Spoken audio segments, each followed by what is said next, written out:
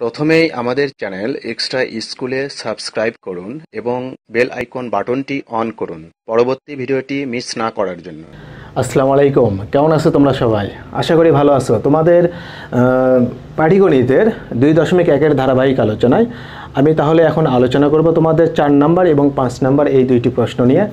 তো 4 নম্বর প্রশ্নে দেখো, এখানে বলা হলো যে একটা হল ঘরের প্রস্থ ও দৈর্ঘ্যের অনুপাত হলো 2:5, আর প্রস্থ ও দৈর্ঘ্যের সম্ভাব্য মান বসিয়ে এই সারণীটি আমাদের পূরণ করতে হবে। তো সেক্ষেত্রে এখানে আমরা দেখতে পাই যে এই সারণীটিতে হল ঘরের প্রস্থ হলো আমাদের, এখানে দেখো, এখানে হল ঘরের প্রস্থ এই সারি বরাবর আমাদের হল ঘরের প্রস্থ হবে, আর এই সারি বরাবর আমাদের হল ঘরের দৈর্ঘ্য বসবে। তো সেক্ষেত্রে এখানে তোমাদের যেটা জানতে হবে যে সমতুল অনুপাত জানতে হবে। তো সমতুল অনুপাত কি? তাহলে দেখো, সমতুল অনুপাতের ক্ষেত্রে আমি বলবো যে কোনো একটা অনুপাতের পূর্ব রাশি ও উত্তর রাশিকে যদি কোনো একটা সংখ্যা দ্বারা গুণ করো বা ভাগ করো, এর ফলে যদি মানের কোনো পরিবর্তন না হয় তাহলে আমরা তাকে বলবো সমতুল অনুপাত। আর একটা অনুপাতের একাধিক সমতুল অনুপাত থাকতে পারে, যেমন এখানে আমরা 2:5 দেখতে পাই। তো এটার একাধিক সমতুল অনুপাত থাকতে পারে, যেমন দেখো 2:5, এটা সমতুল অনুপাত কি হবে? আমি যদি এটাকে 2 দিয়ে গুণ করি, পূর্ব রাশিকে 2 দিয়ে গুণ করব, উত্তর রাশিকে আমি 2 দিয়ে গুণ করব, তাহলে আমার 2 দিয়ে গুণ করার পর আমি 2:5 এর সমতুল অনুপাত তাহলে লিখতে পারবো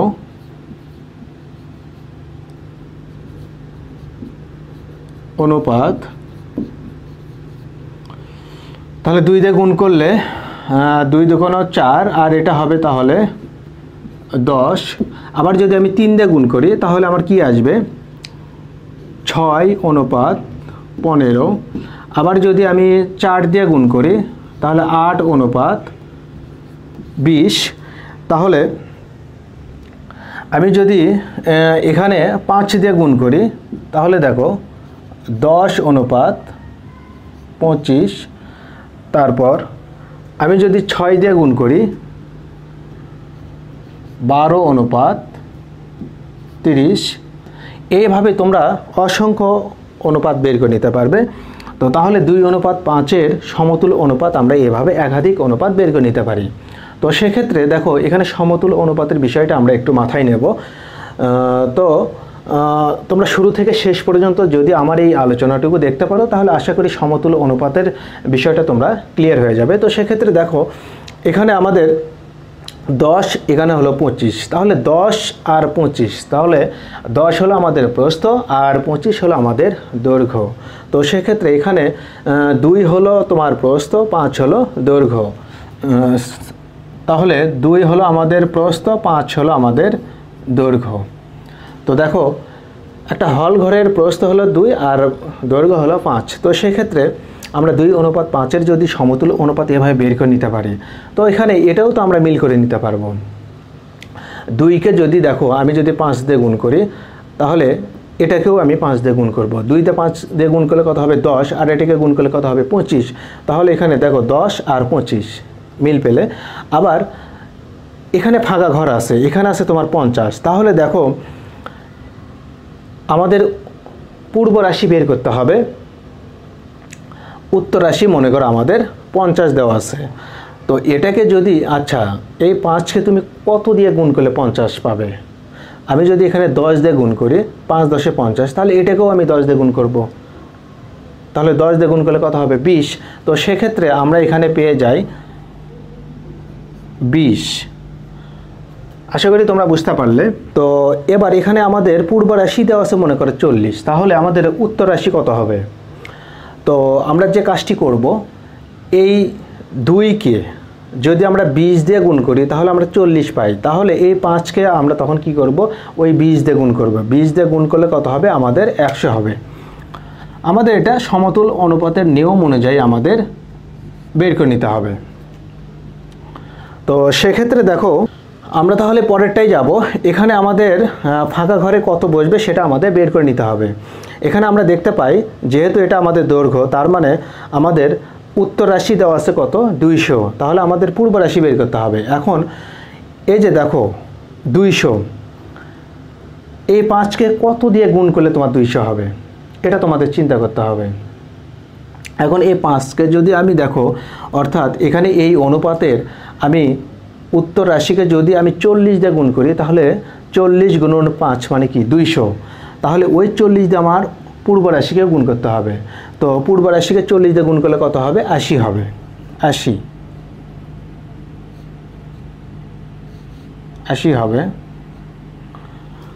তো এবার দেখো এখানে 160 আমাদের দেওয়া আছে, তার মানে পূর্ব রাশি দেওয়া আছে, আমাদের উত্তর রাশি বের করতে হবে। তো 160, এখন এই 2কে আমরা কত দিয়ে গুণ করলে 160 পাবো? আমরা যদি এটাকে 80 দিয়ে গুণ করি, 80 গুণন 2 মানে 160, তাহলে 80 দিয়ে আমাদের এই উত্তর রাশিকেও গুণ করতে হবে। 80 দিয়ে যদি আমরা উত্তর রাশিকে গুণ করি তাহলে কত হবে, অর্থাৎ 80 গুণন 5, তাহলে আমাদের কত হবে, 5 আসছে 40। তো আমরা তাহলে এখানে কি করব, 400 লিখব। এইভাবে তোমাদের এই ঘরটি পূরণ করতে হবে। তো এখানে অনুপাত আমাদের তাহলে একটা ঘরের প্রস্থ এবং দৈর্ঘ্যের অনুপাত দেওয়া আছে 2:5। এই 2:5-এর সমতুল অনুপাতগুলো দিয়ে আমাদের এই খালি ঘরটি পূরণ করতে হবে। তো আমাদের হয়তো দেখা যায় যে আমরা দেখতে পেলাম প্রশ্নে যে আমাদের হয়তো পূর্ব রাশি দেওয়া আছে, উত্তর রাশি দেওয়া নেই। তাহলে পূর্ব রাশি এখানে যা দেওয়া থাকবে, তাহলে এই 2কে কত দিয়ে গুণ করে আমরা পূর্ব রাশি মিল পাবো, তাহলে সেটাতে আমাদের উত্তর রাশিকে গুণ করতে হবে, করে ফাঁকা ঘর পূরণ করতে হবে। আবার হয়তো আমাদের দেখা গেল যে পূর্ব রাশি উত্তর রাশি দেওয়া আছে, পূর্ব রাশি বের করতে হবে, অর্থাৎ এখানে আমাদের উত্তর রাশি দেওয়া আছে, পূর্ব রাশিটা পূরণ করতে হবে। তো সেই ক্ষেত্রে ওই একই নিয়ম, আমরা যে কোনো একটা আগে মিল করে নেব, নিলে তাহলে পরেরটা আমরা বের করতে পারবো। তো আশা করি তোমরা বুঝতে পারলে তোমাদের এই ফাঁকা ঘরটি কিভাবে সমতুল অনুপাতের সাহায্যে পূরণ করে নিতে হবে, যেখানে আমাদের 2:5-এর সবগুলো হলো সমতুল অনুপাত।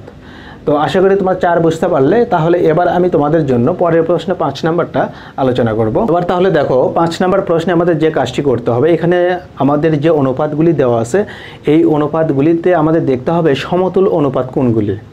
তো সমতুল অনুপাতের সংজ্ঞা কিন্তু আমি একটু আগেই তোমাদের বলে দিয়েছি। তো সেক্ষেত্রে দেখো আমরা এখানে সমতুল অনুপাতগুলি খুঁজে বের করব। যেমন আমরা এখানে আগে অনুপাত দেখো, আমাদের পূর্ব রাশি এবং উত্তর রাশি এই বিষয়গুলো খেয়াল রাখতে হবে, কারণ সমতুল অনুপাতে তোমরা জানো কোনো একটা অনুপাতের পূর্ব রাশি এবং উত্তর রাশিকে যদি কোনো সংখ্যা দ্বারা গুণ করলে বা ভাগ করলে যদি মানের কোনো পরিবর্তন না হয়, তাহলে তাকে আমরা সমতুল অনুপাত বলি। তো সেক্ষেত্রে এখানে কোন কোন অনুপাত আমাদের সমতুল অনুপাত সেটা আমাদের বের করতে হবে। তো এখানে আমরা দেখো, আমি ধরো এটা নিয়ে কাজ করব 1:3। তাহলে 1:3-এর সমতুল অনুপাত কি? তো এখানে দেখো, এখানে 1:3, 1:3, তারপর আমি যদি এখানে 6:9 এটাকে যদি আমি ধরো 3 দিয়ে ভাগ করি, তাহলে 3 দিয়ে ভাগ করলে 3 দুগুণে 6, 3 তিরিকা 9, তাহলে 2:3 এটার সঙ্গে মিলে যায়। আমার কিন্তু মিল হতে হবে 1:3।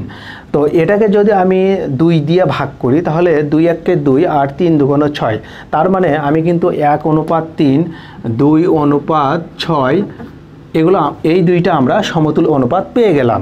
আমি তোমাদের বললাম যে গুণ করে অথবা ভাগ করে যদি মানের কোনো পরিবর্তন না হয়, তাহলে তাকে আমরা সমতুল অনুপাত বলবো। তো এখানে দেখো, এখানে আমরা এই দুইটা পেয়ে গেলাম, এটা আর এটা, এই দুইটা হলো আমাদের সমতুল অনুপাত। আরও আছে কিনা আমরা দেখব। তো আমরা যদি এখানে দেখো কথার কথা 4 দিয়ে যদি ভাগ করি, তাহলে 3 4 12, 4 2 8, তাহলে 3:2। তার মানে আমাদের 1:3-এর সঙ্গে মিল হতে হবে। তো এখানে আমরা যে কাজটি করব, আমরা ধরো এটাতে যদি যাই 6 দিয়ে আমরা যদি ভাগ করি, 6 দিয়ে ভাগ করলে 6 6, 3 6 18, তাহলে এটাও কিন্তু আমাদের 1:3, 2:6 ও দাও অথবা এবং দাও, এবং 6:18 সমতুল অনুপাত।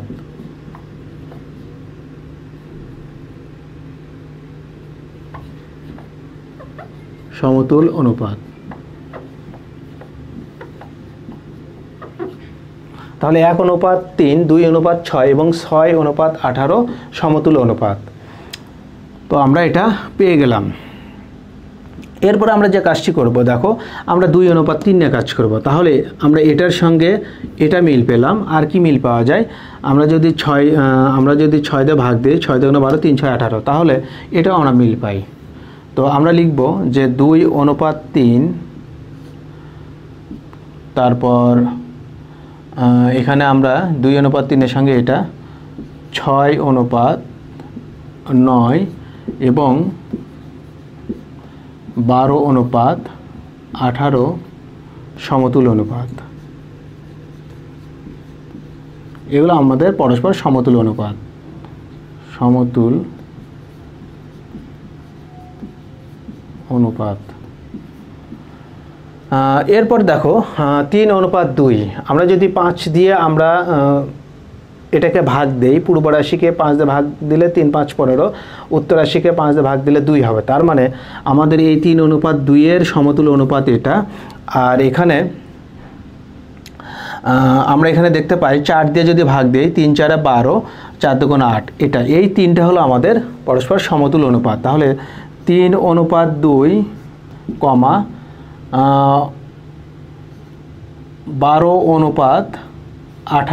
12:8 এবং এখানে আমাদের 15:10 সমতুল অনুপাত।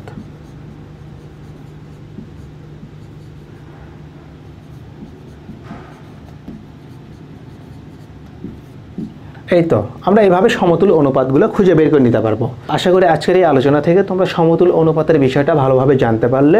তো আজকের আলোচনা তাহলে এ পর্যন্তই। আল্লাহ হাফেজ।